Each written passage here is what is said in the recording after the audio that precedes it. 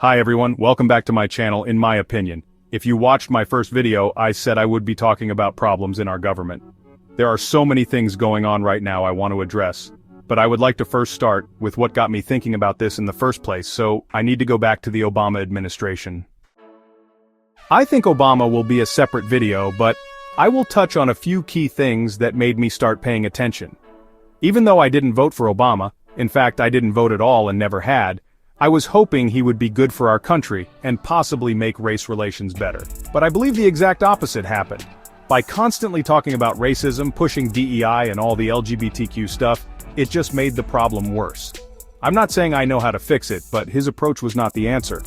I personally don't have a problem with anyone judged on their skin color and race. The only thing I judge people on is by their actions and how they portray themselves. If somebody robs someone and dresses and acts like a hoodlum, no matter race or color, I'm going to treat them like a criminal.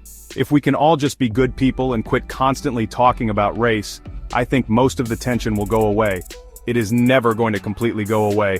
Unfortunately, there will always be racist people out there. The Affordable Care Act, more commonly referred to as Obamacare. In my opinion, this can only end one way, and that's increased premiums. As with most things our government does, it will end or continue in mismanagement and overspending. Yes, some lower-income people got insurance they needed, but the price was just passed on to the wealthy and middle class. Because something small like this doesn't financially hurt the wealthy, ultimately the burden all goes on the middle class. I'm all for helping the unfortunate, but now not only will our insurance premiums go up, but now our taxes will raise because we have to pay for yet another improperly ran government program.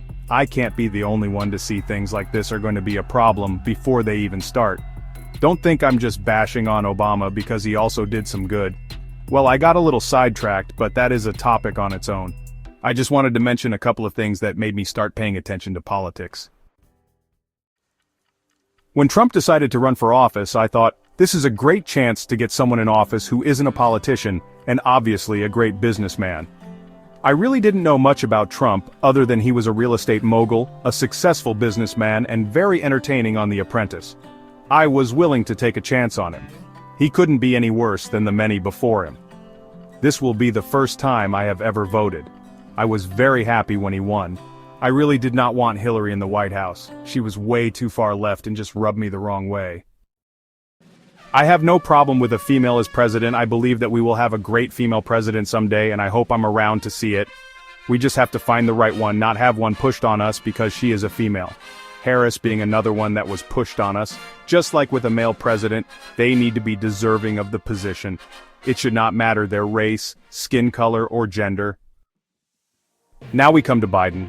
Again, not into politics, didn't know much about him other than he was vice president under Obama. When he ran against Trump and won, I then started paying attention. I gave him a break in the very beginning because of COVID.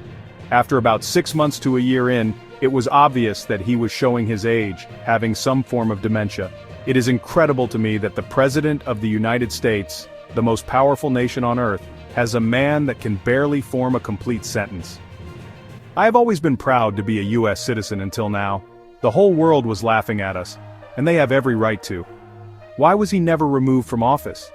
He was obviously not capable of doing the job. What is wrong with the political system if this is allowed to happen?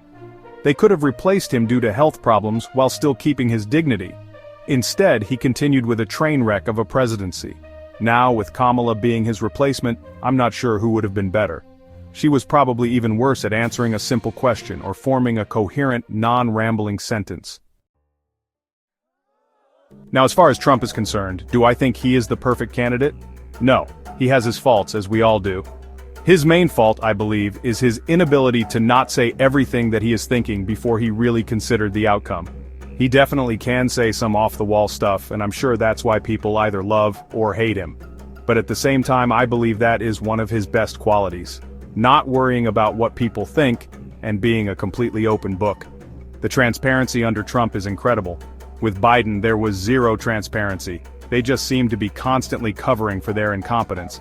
I have heard more about what's going on in our government in Trump's first almost 2 months in office than I have heard my whole life.